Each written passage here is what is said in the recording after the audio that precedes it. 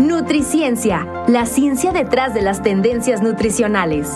Un programa con información clara y veraz, que te ayudará a resolver tus dudas sobre temas nutricionales actuales y adquirir un estilo de vida saludable.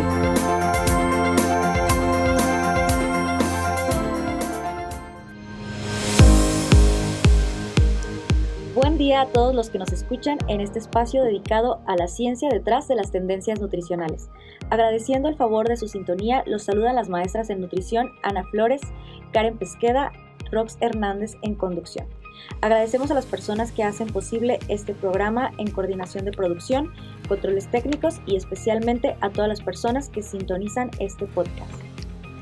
Muy bien, pues el tema de hoy tenemos como principal alimentos funcionales extraordinarios. Es importante recalcar que pues aquí vamos a escuchar la opinión tanto de nosotros también como la de la población. Entonces vamos a darle este espacio para escuchar lo que nos dice el público.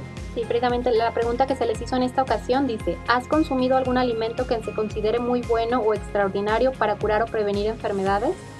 ¿Cuál fue el que consumiste y qué beneficios notaste? Escuchemos. A mí me recomendaron un licuado que es antibiótico natural. Sirve para la gripa y para las anginas. Es cebolla morada, ajo, limón y miel. Se licúa y se toma, puede ser en las noches. Y con ese pues no necesitas tomar medicamento alópata. Ya te sirve para bajar la infección de anginas o de garganta. Sí, la avena para mejorar mi sistema digestivo y para estar menos inflamada, y también el té verde con ajo para mejorar la circulación, aunque no he visto muchos resultados con este último, ya que tengo muy poco tiempo usándolo. Bueno, como vimos, pues siempre hay aquellos alimentos que nos recomiendan, que de repente la comadre, la suegra, la mamá pues nos dicen, ¿no? Que tómate esto para bajar de peso, que tómate esto para el estómago, no sé. Siempre hay esa idea pues de que hay alimentos de cierta manera, ya lo decías tú, Rox, extraordinarios o mágicos que nos van a ayudar con algún aspecto de la salud. Pero ¿qué tan cierto será esto? ¿Qué tan comprobado estará su eficacia? Y es muy padre, Ani, que por ejemplo esto es como la medicina antigua o incluso a lo mejor lo que ya utilizaban nuestros antepasados como herbolaria o algo así, pero pues en ese entonces a lo mejor no estaba tan estudiado, pero aún así sabían que tenía algunos efectos benéficos. Ahora ya lo veremos como pues qué es lo que sí se ha comprobado que sí sirve o que no está tan comprobado todavía.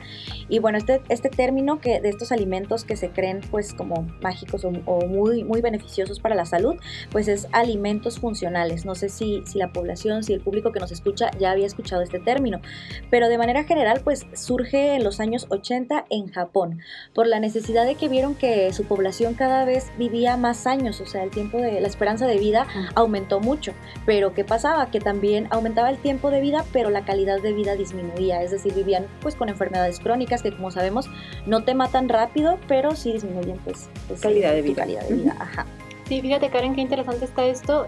Sin embargo, también hay que reconocer que desde la antigüedad ya se conocía que algunos alimentos podían tener estos efectos. Si recordamos la frase de Hipócrates que nos decía: haz de tu alimentación tu mejor medicina, o que tu alimento sea tu medicina, pues ya nos hablaba de eso, o sea, de que a través de los alimentos podemos tener ya sea prevención o tratamiento para algunas enfermedades, y en ocasiones no es necesario llegar a consumir el medicamento. Los fármacos, claro, como preventivo, pues sí, la alimentación es lo bonito de la alimentación, que tiene la capacidad o de evitar o prevenir el desarrollo de enfermedades.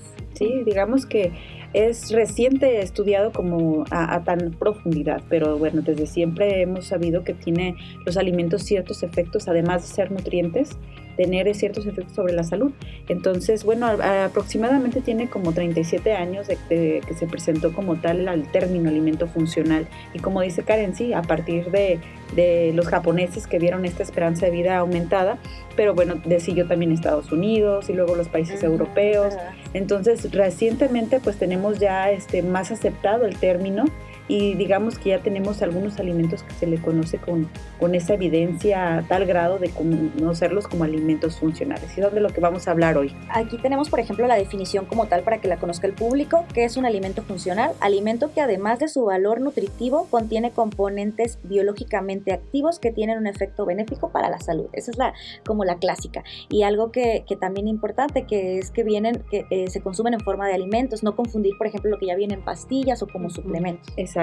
Pues estas pastillas o suplementos que mencionas que también se extraen de estos alimentos, porque digamos que el alimento funcional tiene algo, un compuesto que le llamamos compuesto activo, que es lo que hace esa función extraordinaria, aparte de tener nutrientes. A lo mejor es un nutriente con beneficios muy específicos y que se le ha comprobado la eficacia en la salud. Pero bueno, a este suplemento que lo sacan precisamente de aquí, ¿no? O sea, sacan este compuesto, lo ponen en una capsulita y a le llamamos suplemento o nutracéutico, que también es un término que muchas veces se confunde, ¿no? Cuando ya está encapsulado, entonces es nutracéutico. Exacto. Si lo consumimos directo del alimento, es alimento funcional. Pero fíjense qué interesante está esto, porque yo veo que muchas personas confían mucho en estas pastillitas, en los nutracéuticos o en diferentes suplementos, pero no confían en el alimento como tal. O sea, cuando estamos viendo que realmente estos se extraen de los alimentos. Exacto. Entonces, yo claro que son buenos y en ocasiones son necesarios, pero pues también a veces podemos obtenerlo directamente del alimento y también nos va a dar el mismo beneficio. Que ahí también está un aspecto negativo, Ani, porque no tenemos como la dosis exacta, por ejemplo, cuando se consume del alimento, es decir, ok, sí, el alimento, no sé, se me ocurre el té verde, ¿no? Que ahorita podemos platicar un poquito de él. Ok, me tomo 2 sobrecitos, un sobrecito, o cuántos sobrecitos necesito tomarme para tener el efecto benéfico esperado, que es algo de, pues, lo que más ha costado trabajo para los investigadores, como descifrar esto, ¿no? Sí, exactamente, creo que aquí falta mucha investigación en el tema, como ya dices, Karen, para llegar a ese grado, ¿no? Al grado de decir cuánto tengo que comer de tal alimento para que me dé el beneficio. O sea, se conoce ya de algunos alimentos que tienen beneficios, algunos sí están más estudiados, incluso en dosis, pero hay muchos que no. O sea, la verdad es que la mayoría de los alimentos que conocemos que la gente conoce como extraordinarios o mágicos, pues aún no han sido estudiados para ver realmente qué cantidad se requiere consumir. No, y no solamente el alimento o la dosis, sino también cómo comerlos, ¿no? O sea, hay su modalidad de crudo, cocido, acompañado con algo, o sea, depende de eso para que su compuesto activo se realmente funcione. Entonces, porque suelen ser muy sensibles, entonces de que si lo coces a temperaturas muy altas o por mucho tiempo, a lo mejor se pierde esa función. Sí, exacto, eso puede pasar. Sí, ahí tenemos el ejemplo del huevo, que anteriormente yo recuerdo mucho que las abuelitas o otras personas recomendaban mucho el huevo crudo, ¿no? Ya sea que en el jugo, que pues en la bebida que vayas a consumir, y decían que porque te daba energía, que era muy saludable. Y pues ya después con la investigación se vio que realmente el huevo crudo no es bien aprovechado. O sea, lo ideal para el huevo, para obtener todos sus nutrientes, es que sea cocido. Y yo veo todavía mucha gente que lo sigue acostumbrando crudo. Entonces aquí entra lo que tú decías, Rox, es necesaria la investigación para conocer la forma en aprovechar mejor ese alimento. Exacto, sí es. Y también pues ver cómo realmente la gente lo consume, porque podemos ver un alimento muy extraordinario, pero necesitaría a lo mejor alguna técnica que no lo hacemos o no lo consumimos con habitualidad. Entonces es importante ver en qué punto es beneficioso para la población. Muy bien, pues de estos alimentos maravillosos, ¿cuál es el primero del que quieren que empecemos a platicar? El más famoso, si quieren. El más famoso, no, pues hay muchísimos, pero por ejemplo, el té verde. El té verde que tiene, digamos, una investigación amplia. Y sabemos que pues actualmente para que un alimento funcional se le considere funcional tiene que tener un nivel de investigación ya en seres humanos, ¿no? Que se haya comprobado su efecto y que se haya visto que en tanta población sí tiene un efecto en lo que estemos buscando, ¿no? Sí, entonces pues de ahí podemos hablar. Sí, pues el té verde, lo que se ha visto en los estudios es que funciona como antioxidante. Es decir, pues puede inhibir estos radicales libres que se asocian con el daño al DNA, que es el que tiene nuestra información genética, o incluso con el envejecimiento. Entonces estos son de los principales pues funciones que se les ha dado, pero también con inhibir la producción de colesterol. Aunque esto se ha visto pues no en humanos, sino en estudios por lo regular pues en células como tal, o en modelos murinos o animales, nosotros lo llamamos. Sí, pues todavía está en estudio, pero sin embargo sí hay algunos ensayos clínicos que relacionan a lo que es el reducir al colesterol, algún tipo de colesterol, y también que relacionan a lo que es la presión arterial con el té verde. Sin embargo, pues todavía está en este proceso de como comprobarle ese efecto. Y por ejemplo, yo he escuchado muchas personas que utilizan el té verde, pero para bajar de peso. La verdad, yo no he leído evidencia sobre este efecto. No sé si ustedes han leído o escuchado algo. Lo he escuchado, pero no tanto como evidencia científica, sino como el comentario de las personas. Ajá. Y yo creo que lo asocian porque, pues, bueno, también tiene cafeína, ¿no? Entonces ya ves que pues aumenta un poco el gasto energético. A lo mejor por esa parte, por ahí. Pero no creo que sea tan significativo porque luego las personas nos vamos con esa idea errónea de, pues, aunque me haya comido las 5 hamburguesas y mi refresco, pues como ya me tomé el té verde, pues seguramente me va a ir bien. Sí, lo que sí nos ayuda el té verde, eso sí se ha visto, es que cuando consumimos una comida con grasita y lo acompañamos de un té verde, se absorbe menos grasa. Entonces, pero claro, como tú dices, Karen, si nos comemos 5 hamburguesas, pues no, realmente no va a tener importancia el té verde, ¿no? Por supuesto. No, el alimento funcional sabemos que es digamos un apoyo, ¿no? Pero tenemos que tener en cuenta qué otras cosas hacemos o dejamos de hacer para que esto funcione, porque pues también, como dices. Sí, mira, por ejemplo, aquí revisando uno de los estudios publicados que sí son en humanos, el consumo de té verde se relacionó con riesgo menor de mortalidad por enfermedades cardiovasculares. Y veían que el riesgo de enfermedad cardiovascular disminuía el 5% por cada taza de té verde. No, sí, está interesante. Sí, fíjate que también yo he encontrado evidencia así, pero en relación al café. Contrario a lo que anteriormente se pensaba, se asociaba que el café pues te iba a subir la presión arterial, entonces te iba a ser dañina para la salud del corazón. Sin embargo, se ha visto que un consumo moderado de café, o sea, hablando más o menos de 2-3 tazas al día, al contrario, se ha asociado esto en estudios sobre todo epidemiológicos, es decir, estudios en poblaciones, no tanto en laboratorios, sino a nivel poblacional. Se ha visto que las personas que son consumidoras de café tienen mejores valores de colesterol, de triglicéridos, es decir, tienen un mejor perfil en cuanto a su salud cardiovascular. Sin embargo, aquí sí hay una excepción. Ahí entra lo que tú decías, Rox, de la forma de preparación. ¿Cómo te lo tomas? Sí, encontraron efectos contradictorios cuando hablábamos de café de olla sin filtrar. Es decir, cuando está muy rico y todo, pero cuando preparamos nuestro cafecito de olla y lo filtramos solamente con la coladerita o algo así, hay una sustancia que pasa en el café que tiene el efecto contrario. Ese hace que se nos suba el colesterol LDL, aquel colesterol que se asocia, el conocido como malo, el que tiene efectos dañinos para la salud del corazón. Entonces no hay que asustarnos, simplemente lo que tenemos que hacer pues es utilizar el papel filtro a la hora de servirnos nuestro cafecito de olla. Sí. No, y también otra cosa importante, si le ponemos azúcar o lo ponemos crema, y bueno, ahí ya le damos en la torre, ¿no? a nuestro café que tiene tantos beneficios. Y fíjate que, por ejemplo, algunas cafeteras ya venden como filtros que no son de este papel, sino son, pues como dices tú, como tipo coladeritas que ya se quedan ahí. Entonces dices, pues qué bien, porque así no los estoy desechando los papelitos, sino que ya ese me queda de manera permanente, pero este tipo de filtro no tiene el efecto esperado. Entonces no captura esa sustancia, entonces no sirve de nada porque a lo mejor sí evita que se vayan pues los granitos así, pero no está teniendo el efecto esperado de evitar que se vaya esa sustancia que no es benéfica. Entonces lo ideal es que sí usemos los filtros que son de este papel. Ahorita no recuerdo cómo se llama este tipo de papel de los filtros. Parece como papel, no, miento, ¿no?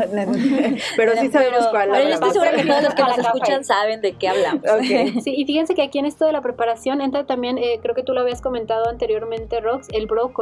El brócoli que normalmente lo cocemos ya sea en agüita o al vapor, y pues había un dato interesante. Sí, pues cuando sabemos que es un alimento funcional, tenemos que ver cuál es el compuesto que está haciéndole funcional. Y en este caso son el sulforafano, que bueno, se sabe que es una sustancia que se relaciona con ser anticancerígena, pero sin embargo la liberación de este compuesto es mejor cuando está en crudo. Entonces le pregunto a la población, a ustedes, ¿cuándo se comen el brócoli crudo? Pues la mayoría de la población no lo hace. Sí hay preparaciones que van con el brócoli crudo, pero es muy raro que la gente lo consuma de esa manera. Entonces es importante como que ver de qué manera entonces va a ser funcional.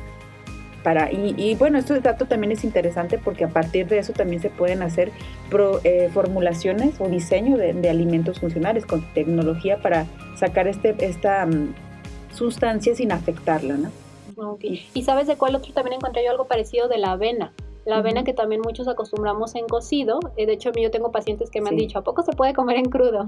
Y bueno, precisamente en crudo también es como se aprovecha mejor, sobre todo su fibra soluble que contiene, que son los betaglucanos. Estos se asocian a disminuir el colesterol, entonces se asocian también a la salud cardiovascular, pero también se ha visto que son más efectivos en crudo o ligeramente cocidos, pero no totalmente cocida la avena. Entonces, claro que no deja de ser saludable ya cocida, pero si queremos aprovecharlos más, pues hay que seguir estas recomendaciones. Sí, claro, creo que estos datos son sencillos y podemos, digamos que optimizar más nuestra salud, ¿no? Exactamente. Sí, porque muchos de los alimentos que comentamos pues tienen efectos que a veces los mismos fármacos hacen en el organismo, ¿no? Entonces, después de comer o de consumir algo natural que tenga este efecto a un fármaco, que el fármaco pues va a tener efectos adversos siempre, o sea, siempre se va a tener algún efecto a largo plazo, por ejemplo. Y hay dosis también en fármacos. Ese sería Además, pues hablamos de calidad de vida. Cuando hablamos de alimentos, pues es algo que podemos incorporar simplemente a tu alimentación. Todos tenemos que comer, pero si lo hacemos como que integrando estos alimentos, pues va a ser como que estuviéramos consumiendo nuestros propios medicamentos a día, pero de manera saludable y que pues saben rico incluso, o lo podemos manipular. Sí, aquí entra, bueno, se me ocurre también la chía, por ejemplo, que también se le han atribuido varios beneficios en personas con diabetes, en personas con hipertensión, en parte también por la fibra que contiene omega 3, que también ahorita vamos a hablar un poquito más de él, pero pues comentábamos hace un momento que pues realmente a veces llega a ser tanto el efecto que si lo consumimos al mismo tiempo que consumimos el medicamento, pues puede llegar a ser un efecto de más, ¿no? O sea, puede llegar a bajarnos la presión arterial o a bajarnos la glucosa incluso un poquito más de lo esperado, sí. La chía se puso súper de moda hace no sé si 2 años, no sé cuándo, pero yo en todos lados, era así como algo maravilloso, que te promovían mucho el consumo de chía y entre las personas y las comadres y los amigos y todos, y el agua de chía, ¿no? Sobre todo. Y sí tiene efectos, como dices, para ayudar a bajar la glucosa o el azúcar como tal en la sangre y para bajar la presión arterial. Pero aquí es cuánto debo consumir o qué tanto es tantito, porque también, como dices, si una persona tiene la presión baja en ese momento y consume o ya tomó el medicamento para bajar la presión y consume chía en a lo mejor una cantidad pues no tan apropiada o excesiva, pues vamos a tener el efecto de que se le baje aún más la presión arterial, lo cual puede llegar a ser pues, peligroso, o el mismo caso con el azúcar, que se baje más el azúcar. Yo creo que aquí también entra la importancia de que se estén revisando sus valores, ¿no? Si una persona ya tiene una enfermedad como hipertensión arterial o diabetes, pues que esté al pendiente de sus valores para ver que realmente lo que está consumiendo pues le esté trayendo beneficio y no, como dices tú, que no se bajen de más esos valores. Sí, claro. No, pues existen varios alimentos, también se me ocurre el jitomate, ¿no? Con el licopeno también tiene su sustancia activa, que incluso se decía que el consumir un jitomate al día era como un factor protector para los hombres en el tipo de cáncer de próstata. Entonces, sí se han asociado ciertos alimentos como preventivos más que nada, y otros como también ayudantes a ciertas enfermedades, ¿no? Pero también cuando hablamos de prevención, pues nos hacen tener en cuenta que pues, lo vamos a evitar, ¿no? Lo vamos a evitar que en un momento se complique alguna situación. Oye, ahí en Rerox me recuerda, por ejemplo, el ajo. Hay gente que en lugar de tomarse un medicamento o algo como para prevención precisamente de enfermedades del corazón, se toma un dientito de ajo cada día, como si fuera una tabletita, sí, pero el alimento natural. Y oye, Ani, y ahí por ejemplo entonces se lo pasan sin masticarlo. Sí, bueno, yo así he escuchado. Ajá, y ahí no estoy segura porque pues obviamente no estás degradando el alimento como tal para que a lo mejor la sustancia que tiene el efecto benéfico se libere, no estoy segura ahí, pero necesitaríamos checar qué tanta investigación hay al respecto, ¿no? Sí, porque yo he leído investigaciones con extracto de ajo. O sea, como dices, ya pues ahora sí que machacado o hecho polvito, no el ajo completo. Y fíjense que sí hay resultados muy prometedores o muy favorables con el extracto de ajo, pero aquí la situación es que se han hecho todavía en estudios en células o en estudios en animales, que si bien son un gran avance, pues todavía no hay gran investigación en estudios en humanos. Exacto. Podemos llamarle como un potencial alimento funcional. Pero ¿no? Sin embargo, ustedes ahorita ya van al mercado, a las tiendas y ya ven pastillas de ajo, ¿no? Que a veces también pues ciertas personas toman ventaja de esto, de que luego los productos milagro, ¿no? De que te ayuda y cura todo, te prometen que te cura toda enfermedad y te la venden y realmente es como decir, a ver, natural. ¿Qué tanta evidencia tiene? Y se basan, se basan en ese precepto de, pues es que es natural, pero pues también los fármacos hicieron de una plantita, todas las pastillas, o sea, todo puede ser natural, pero eso no quiere decir que a dosis incorrectas no pueda tener un efecto dañino. Sí, fíjate que la otra vez estaba escuchando una investigación interesante de una estudiante de doctorado de España, me parece. Ella estaba haciendo un estudio sobre la piel de la cebolla. Ya ven que esto pues normalmente nosotros la quitamos y la tiramos. Sí. Y estaban viendo que realmente poseía sustancias, no recuerdo ahorita cuál, pero con mucho potencial antioxidante. Entonces pues era como pues una buena noticia, ¿no? El hecho de que se pudiera llegar a aprovechar algo que ahorita se desecha. Sí. Sin embargo, también comentaba ella que no estamos todavía como al nivel de poder recomendar el consumo de la cáscara de la cebolla, porque vieron ellos en sus estudios en células y en animales que a ciertas cantidades ya tenía efectos tóxicos. Entonces, primero tienen que terminar de desarrollar todos los estudios en células, en animales, posteriormente en humanos, para poder entonces ahora sí llegar a dar una recomendación. Entonces sí hay que tener cuidado con esto, no todo lo que se dice que ayuda con algo quiere decir que tengamos que empezar a comerlo en exceso, porque sí puede llegar a ocasionar algún problema. Esto me recuerda de manera general los tés o las infusiones que por ejemplo en mi tierra se usa mucho de que no, pues la plantita de no sé qué, hazte un tecito para curar tal y tal cosa, y este tipo de infusiones son las que se han asociado mucho con falla hepática o falla renal, entonces cuidado con... O sea, todo tiene su efecto tanto benéfico, porque también puede ser contraproducente consumirlo, ¿no? En cantidades elevadas, porque en realidad todos los alimentos pueden ser potencialmente funcionales.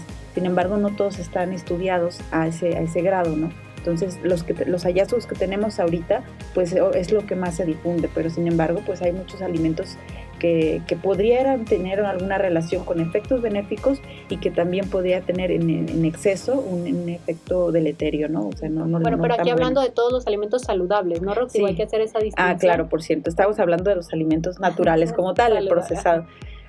Otra de las cosas que también nos puede confundir es que un alimento funcional, como definición, puede ser natural o procesado. Entonces, eso cuando le hablamos de procesado es tecnología de alimentos en donde este ingrediente tratan de hacerlo o fortificarlo o enriquecerlo con algo, o de tal manera que pueda hacer llegar ese compuesto activo a la población más fácil también. Eso es una realidad también de los alimentos procesados, ¿no? O bueno, pues aquí donde entra también a lo mejor los famosos probióticos ya realizados como alimento, por ejemplo, estos alimentos que ya se procesan para poder tener ese vehículo más adecuado, que siguen siendo alimentos y que de esa manera pues nos dan el beneficio, ¿no? Como aquí entraría el yogur, ¿no, Rox? O sea, por su elaboración ya contiene algo de probióticos, pero incluso hay yogures que tienen añadidos más probióticos, aprovechando ya, como dices, este vehículo, o que ya tenemos el medio, o cómo se podría decir, las condiciones adecuadas para que se desarrollen. Que igual aquí lo que estoy pensando es que pudiera haber un poco de confusión con esto de probióticos y prebióticos. Es un tema que retomaremos en un capítulo más adelante. Pero sí, es uno de los ejemplos. Otro ejemplo que se me ocurre son por ejemplo, las leches que vienen bajas en grasa, que les quitan la grasita como para quitarle ese efecto y les añaden más calcio o más proteína. O sea, productos que aunque son procesados, vemos que ese procesamiento les da un beneficio, a diferencia pues de otros productos procesados, ¿no? Que al contrario le dan en la torre al alimento. Pero sí, también la tecnología de alimentos tienen algunos beneficios y que tendríamos que verificar cuáles si son como para potencializar un efecto benéfico y cuáles son para solamente el mercado, subirlo, o para agregar sabor, por ejemplo el azúcar, ¿no? Entonces si es un alimento que a lo mejor se modificó para quitarle a lo mejor grasa o azúcar, podría considerarse dentro de este rubro de alimento funcional como procesado. ¿Sabes cuál otro se me ocurre? Por ejemplo, los cereales para preparar papillas para los bebés que están adicionados con hierro. Sí. Si bien también aquí, como tú dices, hay que tener cuidado que no tengan azúcar añadida o que no tengan otros ingredientes añadidos, ya el hecho de que vengan adicionados con hierro es un gran beneficio, porque precisamente los lactantes muchas veces requieren pues este aporte adicional de hierro. Exacto. Sí, aquí es un tema para seguir hablando, ¿no? Digamos que los alimentos tienen mucho potencial para ser funcionales, pero bueno, para darle esta categoría necesitamos, una trayectoria grande de investigación que nos resalte esta evidencia asociación a un beneficio. Que es el reto, ¿no? El saber cómo consumirlo y en qué cantidad exactamente para obtener el beneficio que queremos y poderlo entonces así ya promover en la población. Entonces pues volvemos a recalcar lo mismo, de que no se dejen guiar como a veces por tendencias o por moda o por a veces medios de comunicación no tan confiables, de que ya consume esto porque te va a curar el cáncer o la diabetes o qué sé yo. Sí, me ha pasado, fíjate, por ejemplo, una vez estaba haciendo como el experimento, la prueba, ¿no? De buscar, por ejemplo, beneficios de la papa. Y buscas y te hallas en internet páginas donde te hablan maravillas de la papa y ya te dicen que Era la un papa vendedor de cura papa. todo. Sí, y luego buscas, no sé, la zanahoria. Igual te hallas lo mismo. O sea, de todos los alimentos que busques te vas a encontrar que según eso son pues la maravilla, ¿no? O sea, que te van a curar todo. Y pues no, o sea, la verdad es que la mayoría de las frutas, verduras, bueno, más bien todas las frutas o verduras tienen beneficios importantes, pero como ya nos decía Rox, muchos de los beneficios no están aún comprobados o nos van a aportar más hacia un beneficio, pero no hacia todos, como a veces nos lo quieren vender. Como los suplementos que a veces que dicen que curan todo, ¿no? Exacto. Y realmente pues no, hay enfermedades que hasta dicen que las curan y no son curables. Cura exacto, sí, he escuchado, ¿no? Pues que te cura la diabetes. La diabetes no se cura hasta lo que sabemos no sucede la eso. evidencia dice que se controla. Se controla, por supuesto, pero aquí te dicen que se cura. Entonces ya cuando hablamos de esa información falsa, pues dudemos de todo esto que nos venden, ¿no? Que posiblemente esté exagerado, falseado o manipulado, ¿no? O sea, sí, sobre todo aquí yo creo que procurar la variedad de alimentos, ¿no? casarnos con un alimento, decir, no es que ese alimento es súper bueno y voy a comer solo eso y dejo de comer otras cosas que también son saludables. Entonces yo creo que aquí más bien pues una alimentación saludable en general y sí pues procurar aquellos alimentos que se ha visto que tienen mayor beneficio para la salud. Sí, por supuesto. Y bueno, aquí también incluir la parte de la frecuencia, ¿no? Porque sabemos si un alimento lo conocemos como funcional, pues lo consumí una vez al mes, ¿no? Pues realmente esto de funcional necesitaría ser parte de tu habitualidad, ¿no? Parte de tu frecuencia de consumo, ver qué tanto. Por ejemplo, aquí se me ocurre otro de los alimentos que también es muy famoso es más bien el compuesto es el omega 3, pero pues se encuentra en pescados, por ejemplo, en pescados azules, o que también se encuentra en la chía precisamente, ¿no? Pero bueno, el efecto que tiene cardiovascular, que es el omega 3 y antiinflamatorio, y etcétera, pues se da, depende de cuánto lo consumas y la frecuencia con lo que lo consumas, ¿no? O sea, por consumir una vez pescado en la playa, pues no te va a hacer ese efecto que querías, ¿no? No, oye, y luego si lo consumes frito, ¿no? Ya se murió todo el aceite. Sí. No, ya se murieron todos los nutrientes. Y, por ejemplo, lo que he visto es que pues aquí el consumo de pescado es muy bajo entre nosotros, entre toda la población prácticamente, y lo que hacen es mejor, pues más fácil, voy y compro las pastillitas que ya vienen con el suplemento, como en forma de suplemento, pues de omega 3, y pues digo, bueno, pues está bien, pero si lo podemos obtener de manera natural, qué mejor. Sí. Oye, y también, bueno, hablando de esto del costo-beneficio y de la frecuencia y todo eso, se me ocurre también el vino tinto. O sea, como mucha gente, se le han atribuido beneficios, pero como mucha gente se avala de esto para llegar a tener un consumo incluso excesivo, ¿no? Entonces aquí hay que ver cuál va a ser el beneficio que nos va a dar el resveratrol, me parece, que es la sustancia que se encuentra en el vino tinto. Pero también si lo consumimos en exceso el alcohol, pues sabemos que tiene sus efectos secundarios. Sí, aquí se recomienda 1 o 2 copitas al día de vino tinto para tener ese efecto benéfico. Sí, y copitas, pues hablamos de una que es una copa, no una copota. O sea, sí es importante de ver dosis, cantidades y frecuencia, ¿no? Esas dos cosas son fundamentales casi en todo lo que hablamos de dieta, porque sí nos controlamos un poco más, y también hablando de que los alimentos también pueden ser nuestra mayor fortaleza y también nuestra parte de que... O jugar a favor o en contra. Exacto, así de esa manera. Y parecido al vino tinto, recuerdo también, por ejemplo, la cerveza, en el caso de las mujeres que están lactando, ya ven que es conocido que la cerveza pues nos ayuda a producir más leche materna. Y pues no, también aquí nuevamente hay que valorar el costo-beneficio, ¿no? Realmente lo ideal es en este periodo pues evitar el consumo de alcohol. Recuerden que la forma de producir leche materna pues es ofreciendo leche al bebé. Y tomando mucha agua natural. Ajá, exactamente. Y estar tranquila. Más que nada la cerveza. Los atoles, porque luego también eso les pasó, que atoles, y pues lo único que consiguen es que la mamá suba muchísimo de peso. Exacto. Sí, la avenita, pero pues sí, la avena sí es muy, muy buena, pero realmente este efecto para aumentar la leche pues no está tan estudiado como tal, pero bueno, coloquialmente se conoce entre las abuelas y las tías, y consume mucha avena y consume mucho atole para que te des más leche, y realmente lo que sí te ayuda a tener más leche es estar tranquila, ¿no? Entonces, a lo mejor te relaja. Sí, exacto. Bueno, ya ven. Bajarle el estrés y todo eso, pues sí sale más leche, por supuesto. Sí, no, realmente no es por criticar a las abuelitas ni nada de esto, realmente tienen mucha sabiduría. Se ha visto que muchos alimentos que ya se recomendaban desde antes, o sea, que se fueron pasando de boca en boca y que siguen recomendando las abuelitas, ahorita apenas se les está haciendo la investigación necesaria y están viendo que realmente son muy buenos. Y ellos ya lo sabían desde hace mucho. O sea, las abuelitas ya lo sabían, aunque no hubiera investigación. Ahorita se está haciendo la investigación y bueno, ya va a ser mejor porque ya vamos a contar con dosis, ver que realmente sea seguro y que sí produzca el efecto que estamos buscando. Y el efecto a largo plazo también, por cuánto tiempo. Sí. Sí, hay veces que hay alimentos que no se aprovechan o que no se consumen normalmente, y cuando sabemos su función, se eleva su consumo, ¿no? Entonces se pone de moda. Se pone de moda y todo. Entonces, y al contrario, hay alimentos que pues no sabíamos su función y se consumían normalmente, y es aquí donde tenemos que tener en cuenta hasta qué momento tenemos que parar ese consumo excesivo de ciertas cosas, ¿no? Sí, sobre todo como decía Karen, en las plantitas, ¿no? O sea, muchas plantitas que se llegan a consumir en tés o en infusiones, que luego de ahí se sacan los medicamentos, pero entonces nosotros cuando los consumimos en plantitas, pues sí tenemos que, bueno, como en tés o en infusiones, tenemos que tener cuidado de cuánto consumimos. Sí, porque no hay forma de medir, o sea, en los fármacos, en la pastilla, pues ya viene la dosis exacta, ¿no? Que ya vieron que tenía el efecto benéfico que se estudió, pero cuando te lo tomas en el té, no puedes controlar cuánta cantidad de esa sustancia activa que tiene el efecto te estás consumiendo.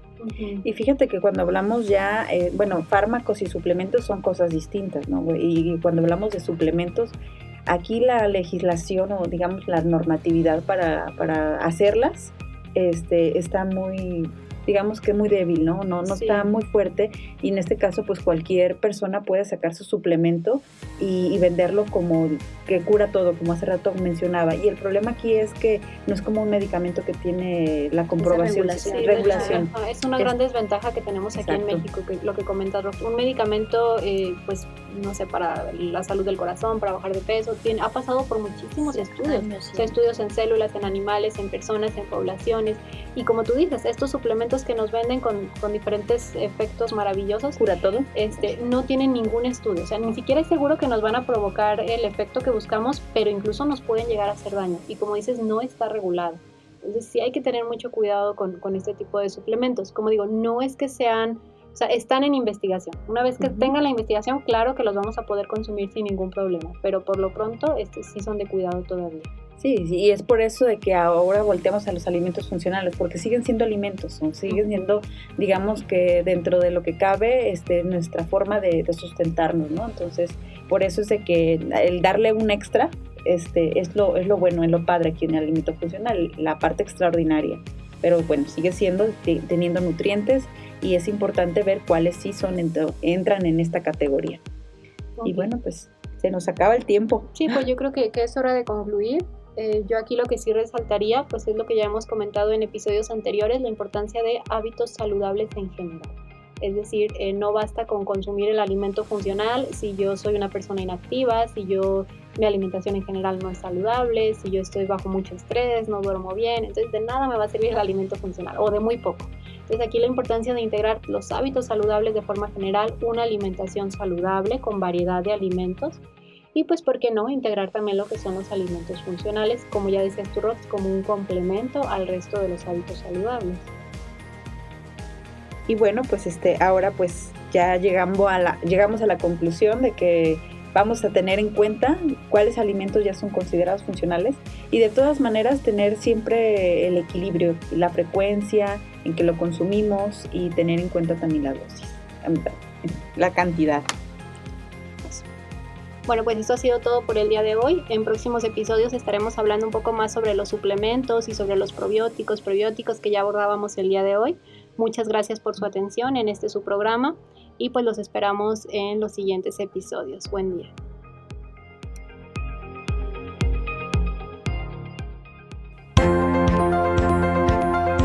Nutriciencia, la ciencia detrás de las tendencias nutricionales.